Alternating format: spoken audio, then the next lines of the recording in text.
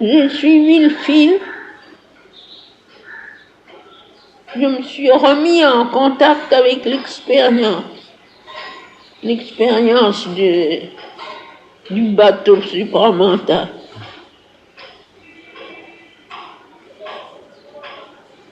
Et je me suis aperçu que ça avait eu une action décisive dans la position, cette expérience. Ça a établi d'une façon absolument claire, précise, définitive, les conditions requises. À ce point de vue-là, c'était intéressant. Une fois pour toutes, ça a balayé toutes les choses, non pas seulement de la moralité ordinaire, mais de tout ce que l'on considère ici, dans l'Inde, comme nécessaire pour la vie spirituelle. À ce point de vue-là, c'était très intéressant.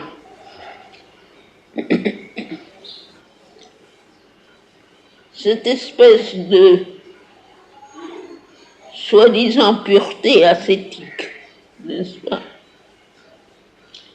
Cette absence,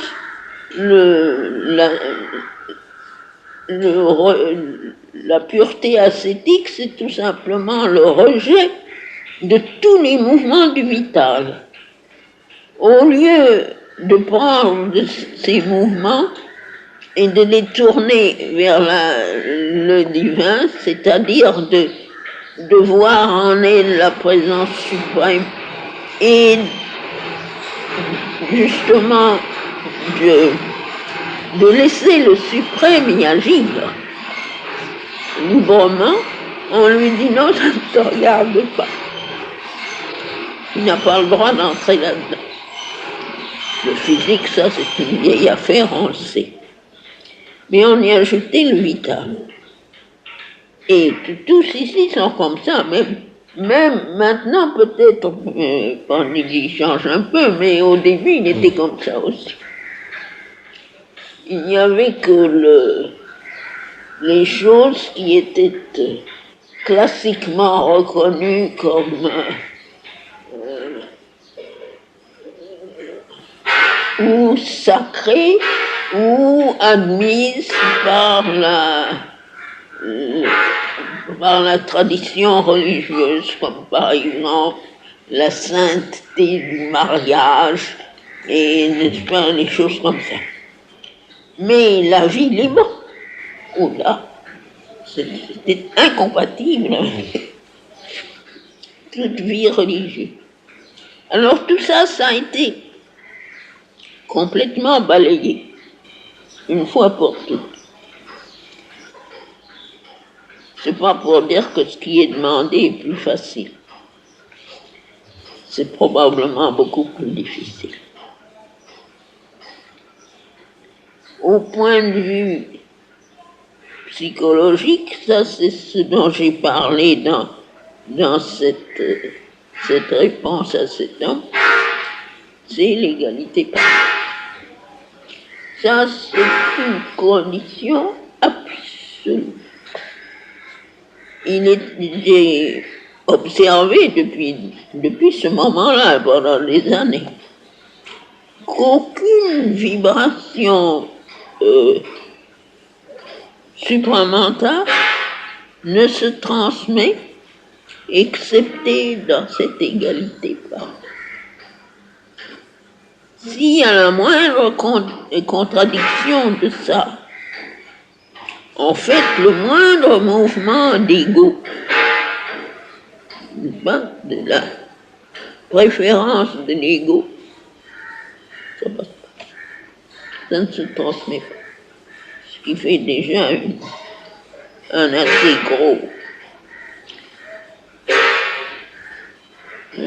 grosse difficulté.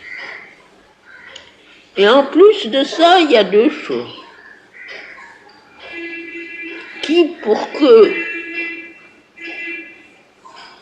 que la réalisation puisse être totale, ne sont pas faciles. Parce que ce sont des choses qui ne sont pas très difficiles. Je ne parle pas de n'importe qui, je parle de ceux qui ont fait un yoga et qui ont eu une discipline. Au point de vue intellectuel, c'est relativement facile. Au point de vue psychologique, et alors si on associe ça avec cette égalité, ce n'est pas très difficile. Mais dès qu'on arrive au point de vue matériel, c'est-à-dire physique et puis corporel, n'est-ce pas? Les deux conditions sont comme ça.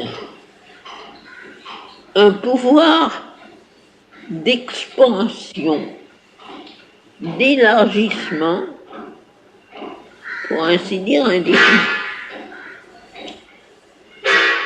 De sorte qu'on puisse s'élargir à la dimension de la conscience supramentale qui est totale. La conscience supramentale, c'est celle du suprême dans sa totalité. Et en plus de ça, elle doit, je veux dire, sa totalité en ce qui concerne la manifestation, le côté de la manifestation. Naturellement, au point de vue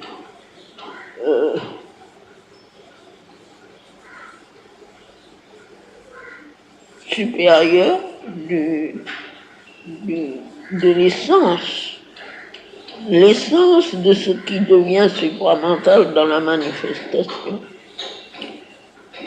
ça doit être une capacité d'identification totale avec le suprême, non seulement dans son aspect de manifestation, mais dans son aspect de statique.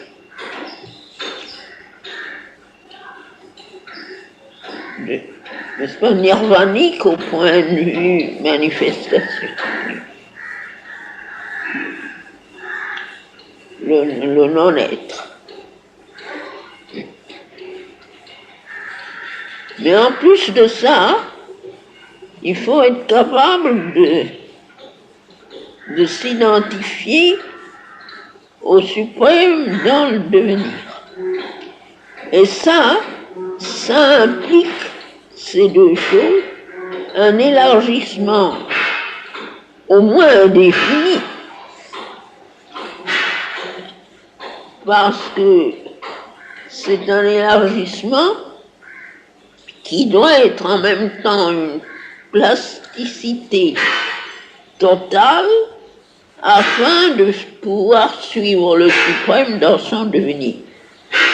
Ce n'est pas à un moment donné qu'il faut être aussi vaste que l'univers, c'est indéfiniment dans le devenir qu'il faut.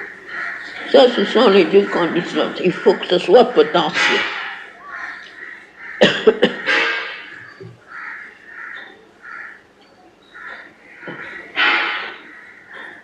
Jusqu'au vital,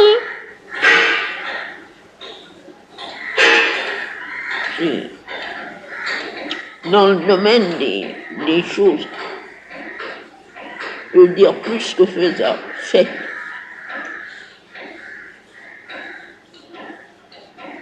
Au point de vue matériel, ça conduit à mes mésaventures de l'autre jour.